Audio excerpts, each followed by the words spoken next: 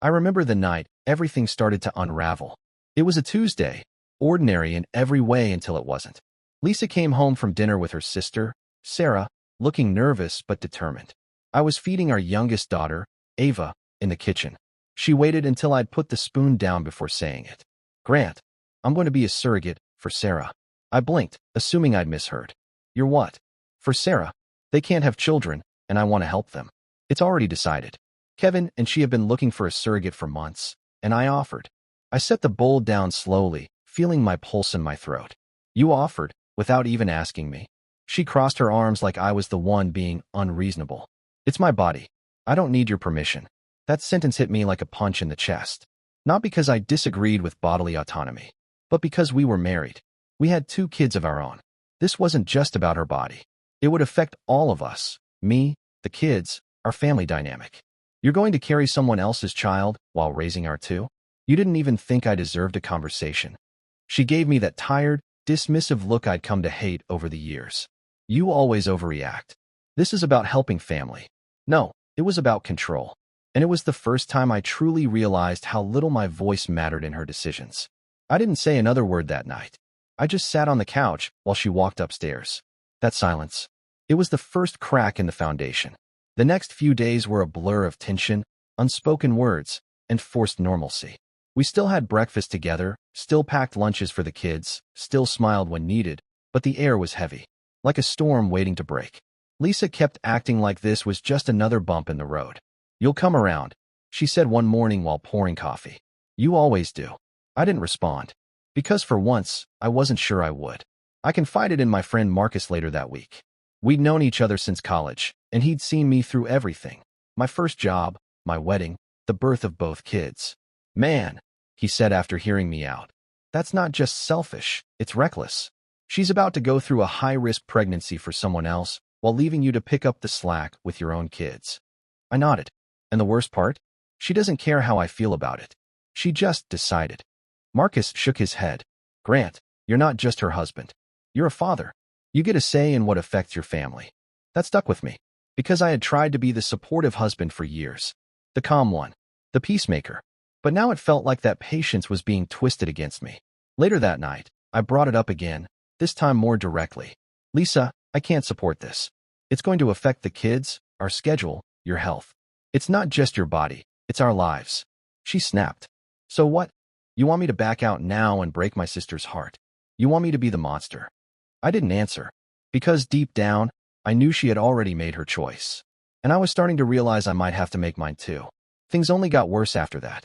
Lisa started shutting down whenever I tried to talk about it. Our conversations grew shorter, more strained.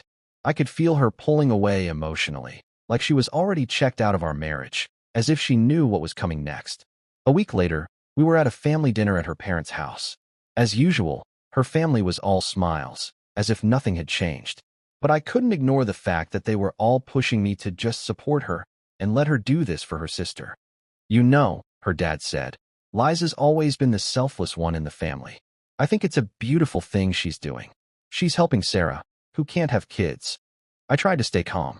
"But this affects me too. Our kids. Our family. What if something goes wrong? What if this strains our relationship even more?" Her mom gave me a pointed look. "Oh, Grant, it's just a pregnancy. You're being dramatic.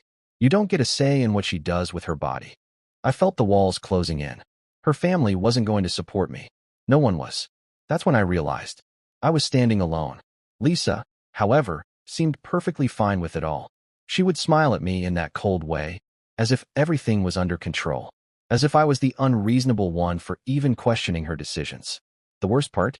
She started to take on this aura of superiority, like she was doing something heroic, and I was just standing in the way of progress. The argument at her parents' house was the final straw. That night, after we got home, I packed a bag. "I can't do this anymore, Lisa." She looked at me, shocked, like she hadn't seen this coming. "What do you mean, can't do this? This is my choice. I'm doing something important. You should be proud." "I was proud of you, Lisa. But this isn't just about you anymore. It's about us, and you've made it clear that I don't matter. So I'm done." I didn't wait for her response. I just left. That night, I stayed at Marcus's place. My mind was spinning, but there was a sense of clarity in the chaos. I had no idea what would happen next, but I knew that if I stayed in that house, I'd be living a lie. The divorce was inevitable. The next few weeks were like a bad dream I couldn't wake up from. I moved out of the house and into a small apartment. It wasn't much, just a couple of rooms and a broken-down couch, but it was mine, and it felt like freedom, even if it came at a high price. Lisa didn't try to stop me from leaving. Instead, she threw herself into her role as a surrogate. She moved forward with the pregnancy like it was a done deal, like I had no say in the matter anymore. Her family, predictably, backed her. They made it clear that I was the villain in this situation. "She's doing a good thing," her mother would say over the phone. "You should be proud of her, Grant." It felt like I was being gaslighted by the people who should have supported me. But I knew one thing for sure. This wasn't just about a pregnancy anymore. This was about respect, boundaries, and a marriage that was falling apart because one person chose to disregard everything I stood for. Meanwhile, Lisa's emotional distance grew.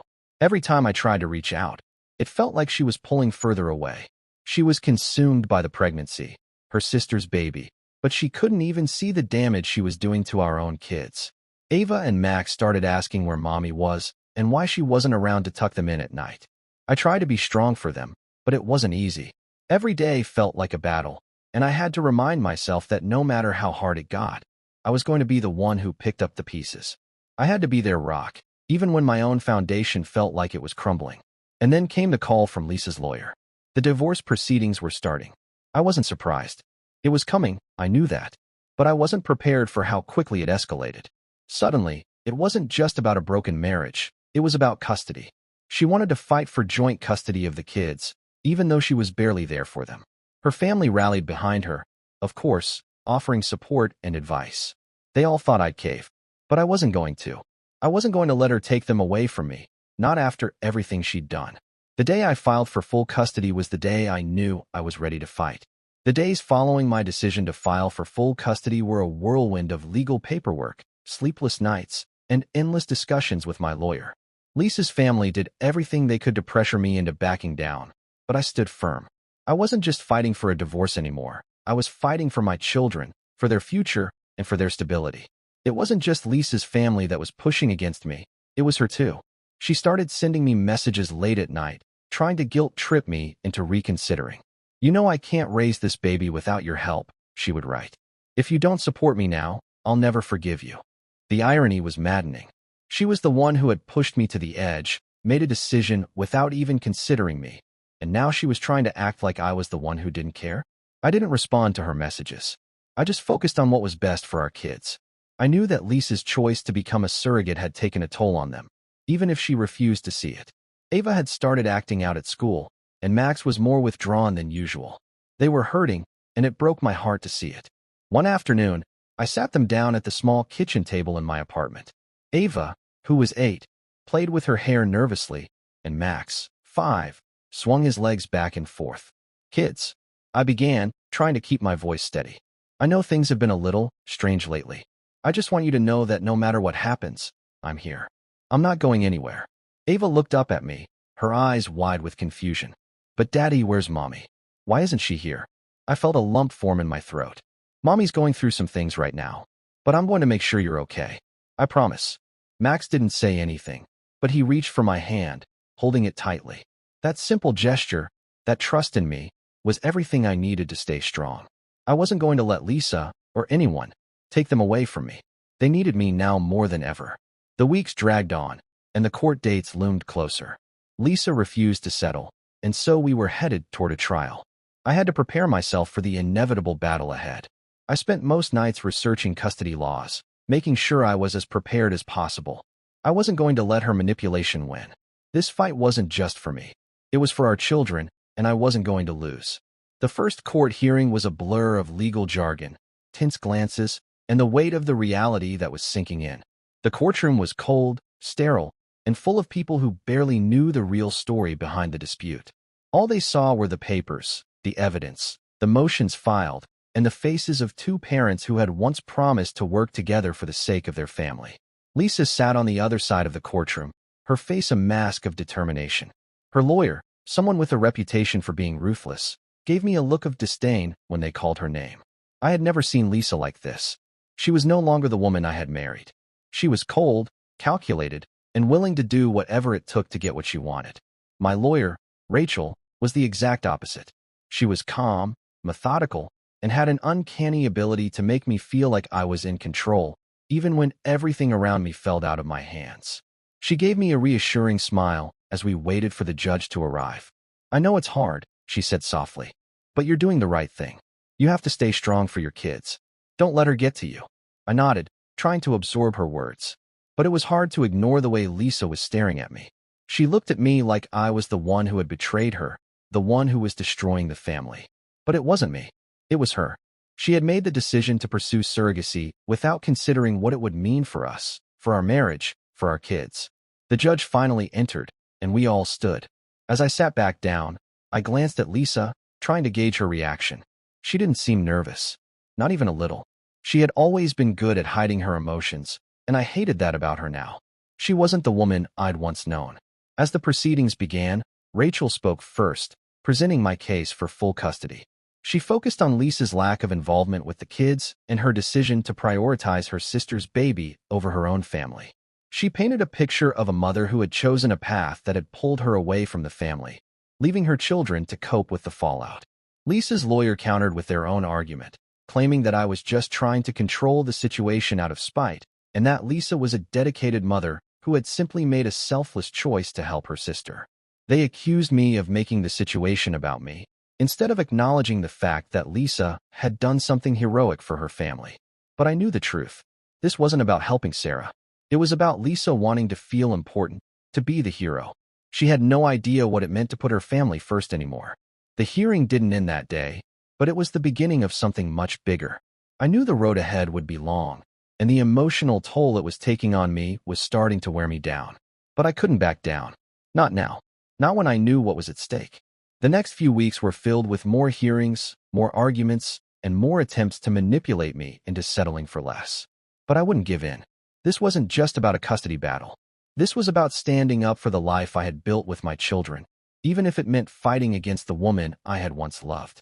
It had been nearly a month since the first court hearing, and the emotional toll was starting to show. I spent my days navigating through work, picking the kids up from school, and trying to keep some sense of normalcy.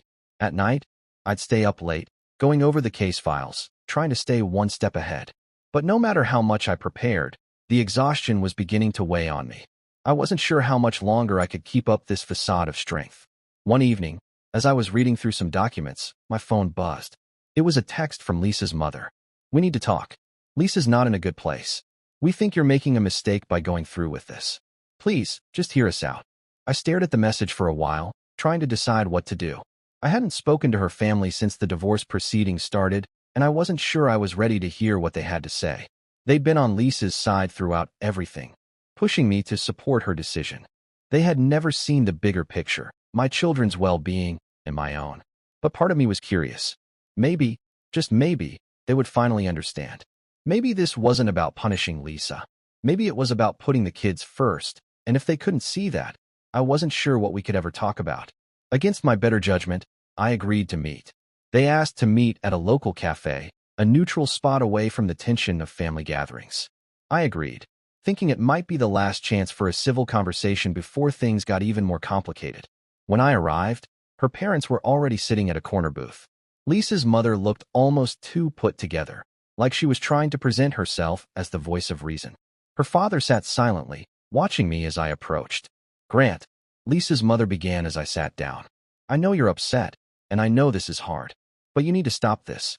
Lisa's going through something difficult. You're tearing the family apart." I stayed silent, letting her speak. I wasn't in the mood for platitudes, and I wasn't interested in their guilt-tripping. I'd heard it all before, but I had to keep my cool. If I was going to win this battle, I needed to show that I was the calm one, the responsible one. "You're not seeing it," I finally said, leaning forward. "This isn't just about Lisa. This is about our kids. About Ava and Max. They don't deserve to be pulled around by this circus. And you want me to just sit back and let it happen? No, I won't." Lisa's mother took a deep breath, her eyes narrowing. "We understand that, Grant. But you're acting like Lisa is the villain here. She's helping her sister. That's a noble thing." I shook my head. "You think it's noble to abandon your own family to play savior to someone else's? You're blind to the damage she's caused. We're the ones here, Our kids are the ones who are suffering. Her father finally spoke up, his voice low. I'm not saying it's easy, son, but she's made her choice. And so have you. That hit me harder than I expected. I'm not the one who's been making all the choices, am I? The conversation spiraled from there, with more attempts to convince me to let go, to accept the inevitable, and let Lisa have her way. But I knew deep down that if I gave in now, I would never be able to live with myself. The kids needed me more than ever, and I wasn't going to give up on them. As I left the cafe that night, I felt a strange sense of calm. Her family was never going to understand. But I didn't need them to. I had my children, and I had to do what was right for them, even if that meant going through this battle alone. The next few days were a blur of legal documents and more court dates. The reality of what I was doing was starting to hit me harder than ever. This wasn't just a divorce. It was a fight for my children's future. And I wasn't going to let Lisa, or anyone, take that away from me. The battle was starting to wear me down. It wasn't just the courtroom tension or the endless back and forth with lawyers. It was the toll it was taking on my relationship with the kids. Ava was still struggling at school, and Max had become more withdrawn. It felt like I was holding everything together, but there was only so much I could do when I was barely holding myself together. But no matter how drained I felt, there was one thing that kept me going: their faces.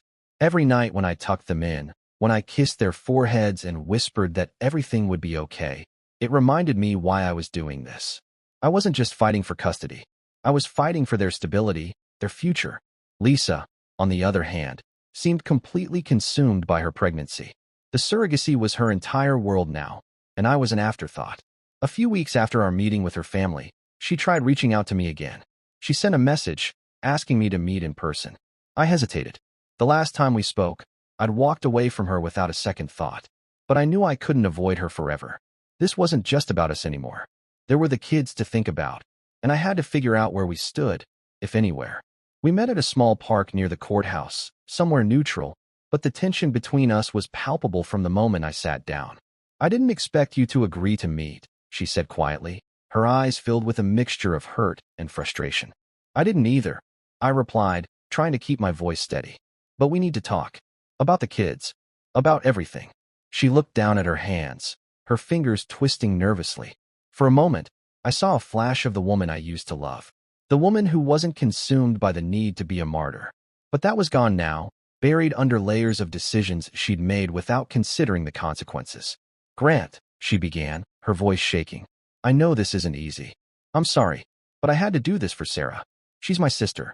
And I just thought you'd understand. I didn't know how to respond. I had already told her how much this hurt, how much it was ripping apart our family. But I couldn't tell her that again. She wasn't listening. She hadn't been listening for a long time. You can't expect me to just understand, Lisa, I said, my voice breaking despite myself. You didn't even give me a choice.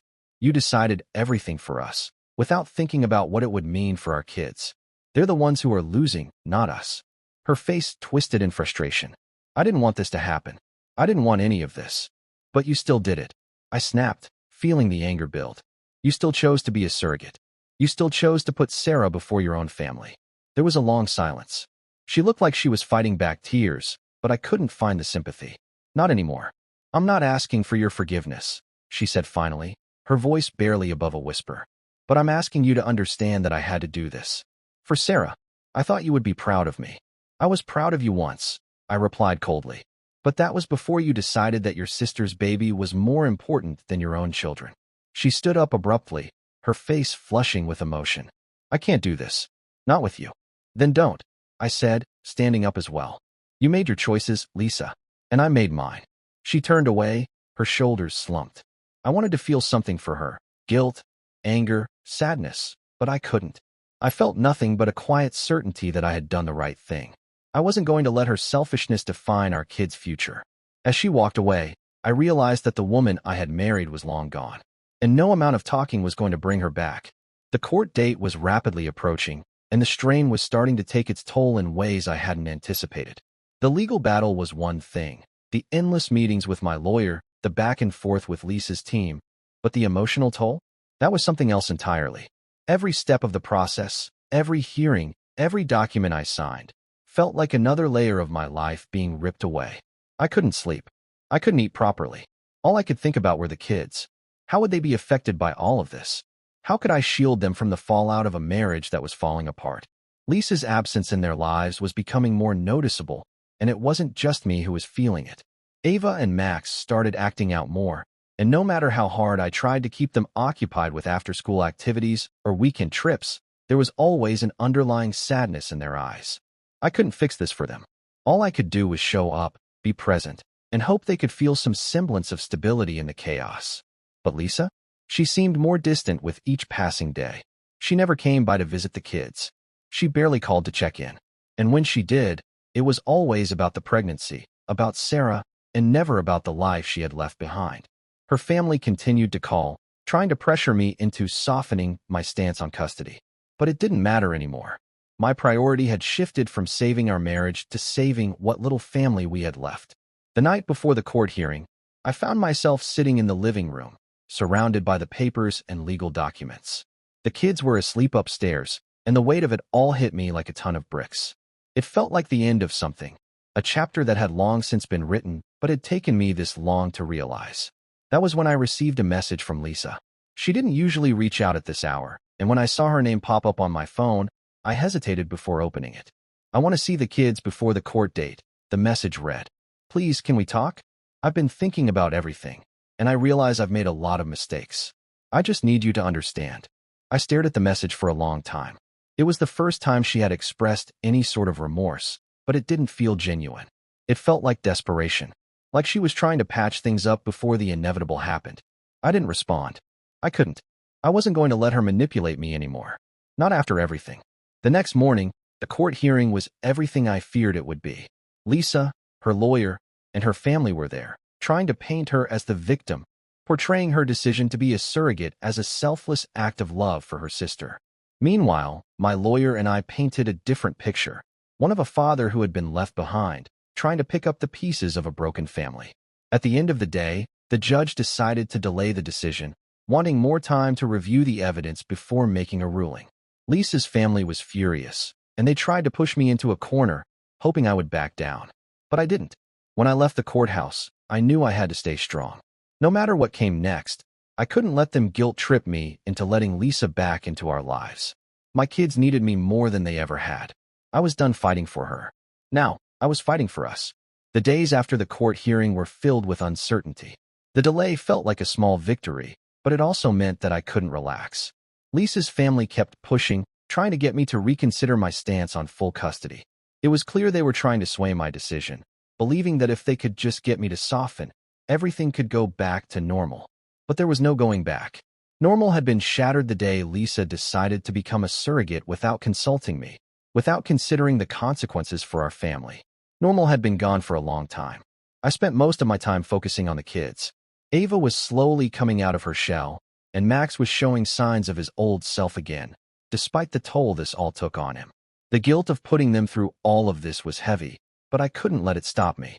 They needed me to be strong. They needed me to fight, not just for them, but for the life we deserved. But then, just as I thought I had everything under control, Lisa showed up at my door. She was standing there, holding her car keys, looking like she hadn't slept in days. "I need to talk to you," she said softly, her eyes red-rimmed and exhausted. I didn't want to hear it.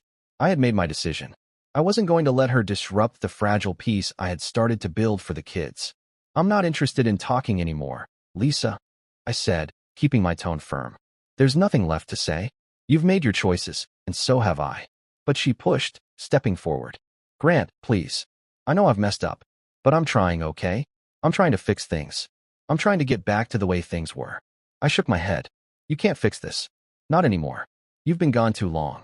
You've been absent, emotionally, physically, and now you want to come back and act like it's all going to be fine." She faltered for a moment, her voice cracking. "I didn't think it would turn out like this. I didn't know what I was doing to you, to our kids. I thought I was doing something good, something selfless." "It wasn't selfless, Lisa," I interrupted, my voice growing louder. "It was selfish. You put your sister's child over your own family. You made that choice, and I'm not going to stand by and let you tear apart everything I've worked for." I took a step back, feeling the weight of what I was saying. It wasn't easy to stand my ground like this, but it was necessary. It had to be. "I'm sorry," she whispered, her voice small. "I wish things could be different." "Me too," I said. "But this is the way it is now. We can't go back. There was a long silence between us. I could see the tears in her eyes, but I didn't feel pity. I didn't feel anything for her. I had to let go. For myself, for the kids, for our future. Lisa turned to leave, her footsteps heavy. I watched her go, feeling a strange sense of relief mixed with guilt. But I knew deep down that this was the right decision. I wasn't doing this to hurt her. I was doing it to protect my kids, and in the end, that was all that mattered. The court date loomed closer, but I wasn't afraid anymore. I knew I had done everything I could to fight for my children, and I was ready for whatever came next. The day of the final court hearing arrived, and everything that had led up to it felt like it had been building toward this single moment. The courtroom was full. Lisa, her lawyer, her family, and my lawyer were all present. The tension in the air was thick enough to cut with a knife. I couldn't stop my hands from shaking, but I forced myself to stay calm. I had to keep it together. For Ava, for Max, for me. Lisa had arrived early, looking as poised as she always did in her crisp suit, her hair perfectly styled. But beneath her composed exterior, I could see the cracks. She was nervous, pretending she wasn't, but I could see it. This was it. This was the moment where the truth of everything, the choices, the damage, the sacrifices, would come to light. The judge entered, and everyone stood. I didn't even look at Lisa. I kept my gaze focused on the judge, waiting for what felt like an eternity. It was clear that the case was at a crossroads. Both sides had presented their arguments, but this was where it would all be decided. The truth would have to come out. The judge turned to Lisa's lawyer first, who wasted no time in trying to paint Lisa as a loving, dedicated mother who had made a selfless choice to help her sister. Her argument was compelling, but it fell flat against the weight of reality. The reality that Lisa had prioritized a surrogate pregnancy over her own family, over her own children. My lawyer, Rachel, spoke next. She didn't mince words. She laid out the facts, the evidence of Lisa's emotional distance, her complete disregard for the impact this decision had on our kids, and the toll it had taken on them. She spoke about the late nights Ava had spent crying, the confusion in Max's eyes when Lisa wasn't there to tuck him in at night. She made it clear that while Lisa may have been trying to be a hero to her sister, she had abandoned the people who needed her most, her own children. The arguments were heated. The courtroom was filled with the sound of voices clashing, but I couldn't focus on that. I was too busy watching the judge's expression. I needed to see how this was going to unfold. Everything I had been fighting for, everything I had done, was now hanging in the balance. When the judge asked for a brief recess, I sat back in my chair, my hands still shaking. I couldn't help but glance at Lisa across the room. She looked exhausted, her face pale. For the first time, I saw her vulnerability. But it didn't change anything. She had made her choices, and now I had to make mine. The recess felt like it lasted forever, but when the judge returned, everything went quiet. The judge glanced between the two of us before speaking. After careful consideration of the evidence presented, it is clear that both parents have a deep love for their children. However, it is also clear that one parent has shown a greater commitment to their well-being over the course of the past several months. The decision, based on the best interest of the children, is as follows. I could feel my heart pounding in my chest. My breath caught in my throat, but I didn't allow myself to hope too much.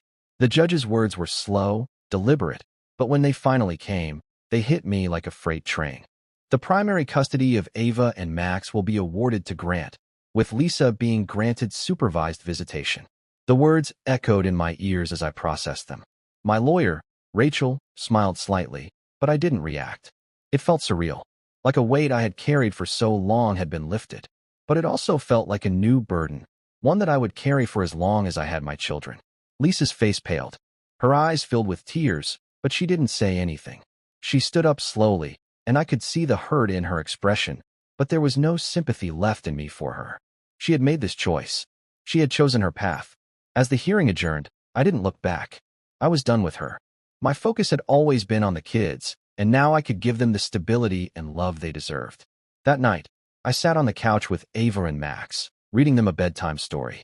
They didn't know all the details. They didn't need to.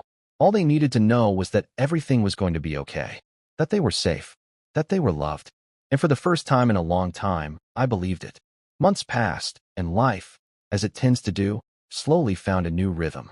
It wasn't perfect, and I still had moments when the weight of everything felt unbearable, but the peace I had fought so hard for was settling in. The kids were adjusting well. They were happy. They were thriving. And for the first time in a long time, I could breathe easy knowing that I had given them the stability they needed. Lisa's presence in their lives was still fragile. Her visits were supervised by a professional, and she was required to attend parenting classes as part of the agreement for her eventual increased involvement. I could see she was trying, but it was hard to erase the damage that had already been done. I never told her this, but I wasn't sure I could ever trust her completely again. I wasn't sure I could ever let her have the same level of influence over the kids that she once did. But life was about progress, not perfection. And so, I focused on moving forward. Ava and Max were getting older, and they were starting to ask questions about the future, about their mother. I always answered with honesty, but never with bitterness. I wanted them to understand the complexity of the situation, but I never wanted them to feel like they had to choose sides. I wasn't going to poison their view of their mother. That wasn't my place. I spent more time with them, doing the things that truly mattered, helping with homework, reading bedtime stories, attending soccer games. I started to feel more like myself again, more like the man I had once been before all the turmoil. There was something deeply fulfilling about seeing the kids smile, hearing their laughter, and knowing that I was providing the foundation for their future. The time I spent with Marcus, my old friend, became even more important. We spent weekends hiking and catching up, talking about everything and nothing. I needed that. I needed to reconnect with the people who reminded me of who I was before all of this, the parts of myself I'd buried under the weight of being a husband, a father, and a fighter. One afternoon, while I was picking up the kids from school, I received a call from Lisa. My first instinct was to ignore it, but I decided to answer. "Grant," she said, her voice soft but steady. "I just wanted to let you know that I'm taking a step back. I think I need to focus on myself for a while. For the first time in a long time, I'm trying to figure out who I really am. I don't want to disrupt the stability you've built for the kids." It was a surprising phone call, and, to be honest, a bit of a relief. I wasn't sure what to say at first. "I understand, Lisa," I said. "I think that's what you need to do. For yourself, and for them. But, I'm not going to pretend that things are fine between us. There's still a lot of healing to do." She didn't argue. She simply said, "I know. And I'm sorry. I want to be better. I'm going to keep working on myself. But for now, I think I need to let you handle things with the kids. I trust you to do what's best for them." It was a small moment of peace, a recognition that we both understood what had happened and where we stood. It wasn't the end of our story, but it was another step toward resolution. For the first time in a long time, I didn't feel the anger I had once carried. I didn't feel like I needed to keep fighting her. The battle was over. It had been for a while. Now, it was about moving forward with what we had left. That evening, as I sat on the porch with Ava and Max, watching the sun dip below the horizon, I realized something important. I had won, not just in court, but in life. I had my children, I had my peace, and I had the chance to build something better. The road ahead wasn't going to be without its bumps, but for the first time in a long time, I could see a future that was mine to shape. And that was enough. It had been a year since the final court ruling, and life was beginning to feel normal again. A new normal, of course, but a normal that felt steady, that felt like the life I had been waiting for. Ava and Max had adjusted well to the changes, and even though there were still moments of sadness about their mother's absence, they were thriving in ways I hadn't expected. I had become the steady rock in their lives, and as challenging as it was, there was something deeply rewarding about that. I had finally found a balance between work, parenting, and self-care. I had started going back to the gym, something I hadn't done in years, and it felt good to rediscover the man I had lost somewhere in the chaos of marriage and divorce. It was a slow rebuild, but I could see the results. I felt more centered, more whole. But it wasn't just about me anymore. The kids were blossoming. Ava had developed a passion for painting, and Max had joined a soccer team, which became his obsession. Every weekend, I found myself on the sidelines, cheering them on, feeling an immense pride in watching them grow. They weren't just my children. They were my partners in this new life, and we had formed an unbreakable bond. I kept up the boundaries with Lisa. Her visits were infrequent but cordial. The supervised visits continued, though I still kept a watchful eye on her relationship with the kids. I could see she was trying, but I wasn't going to let her back in fully, not without seeing consistent effort. She had broken the trust, and rebuilding it was going to take time. But that was her journey, not mine. I had my own path now, and as much as I wanted to be compassionate, I couldn't let her make the same mistakes again. One evening, Lisa called me unexpectedly. It was the first time in a while, and I was caught off guard. Grant, I just wanted to say thank you, she said quietly, her voice sincere. For giving me the space to work on myself. For doing what was best for the kids, even though I was a mess. I know I hurt you, and I'm sorry for that. But I also want you to know that I'm doing the best I can, and I'm never going to stop trying to be a better person for them. I didn't know what to say at first. There was so much between us, so much hurt, but I couldn't ignore the honesty in her voice. Lisa, I don't expect you to be perfect, I replied. I just want you to keep showing up. For them. You don't have to be everything to them, but you have to be real. And that's all I can ask for. There was a long pause. I will. I promise. I'm not giving up on them. I'm not giving up on being a good mother. And I'll always be grateful for the chance to try. After that conversation, I felt a strange sense of closure. It wasn't a fairy tale reconciliation, but it was real. And it was enough. We were both in different places now, but maybe, just maybe, there was space for healing in the future. Life continued to move forward. I stayed focused on the kids, on myself, on the future. I started taking small vacations with them, taking them places we had never been. We hiked in the mountains, spent weekends by the lake, and went on impromptu road trips. These moments, these experiences, were my way of showing them that the world was still full of adventure and joy. And as I watched them grow, I realized something important. This was my family now. It wasn't the family I had imagined when I first got married, but it was mine. And that was enough. I wasn't going to spend another moment looking back. The future was here, and we were ready for it.